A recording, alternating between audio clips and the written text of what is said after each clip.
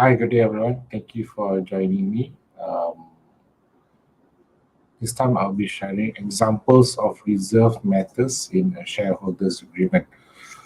So I've shared in the previous video what are reserved matters in the shareholders agreement, why is it important. So this time I'll be sharing some examples. Of course, once again, these are not exclusive. I will remind everyone that what matters we include in as reserve matters actually depends heavily on the type of business you do, who are the shareholders, whether shareholders include investors or working partners. So there's a lot of elements to it. So these are just some examples to give you an idea what reserve matters look like. So I will start with the first one. One of the matters will be borrowing or debt above a certain threshold.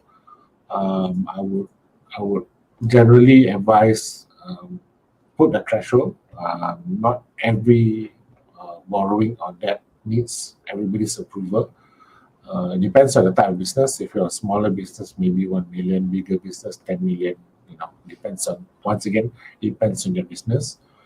Approving significant investments. If the company plans to invest in certain things, acquire certain property or assets, also advisable to put a certain threshold, because you don't want to every time go back to all the shareholders if you want to acquire an asset.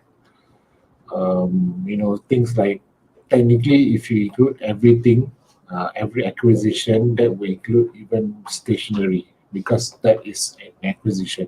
So let's put a certain threshold, because once again, I remind you, do not want to disrupt daily operations of the company.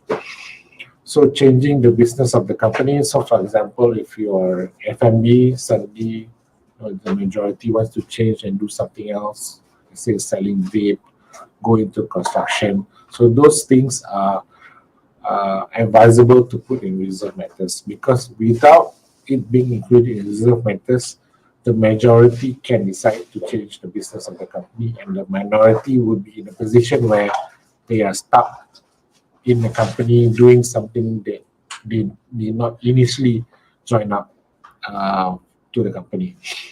So amendment of the company constitution, changes in the business model. So for example, previously it was online and decided to go, physical stores, for example. That is a change in business model. You may want to include that in your reserve matters. Approving material contracts. This also recommended to have a threshold. A certain amount of business contracts will require everyone to agree. Approving any joint ventures or partnership. So those are some of the examples. So I'll just quickly go through it again. Borrowing debt, the threshold, approving significant investments, changing the business of the company, amendment of the company constitution, changes in business model, approving material contracts, and approving joint venture or partnerships. Once again, these are examples of reserve matters in shareholders agreement.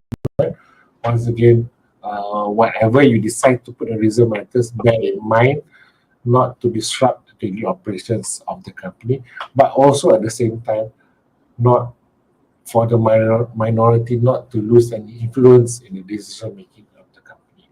So that's all for me today.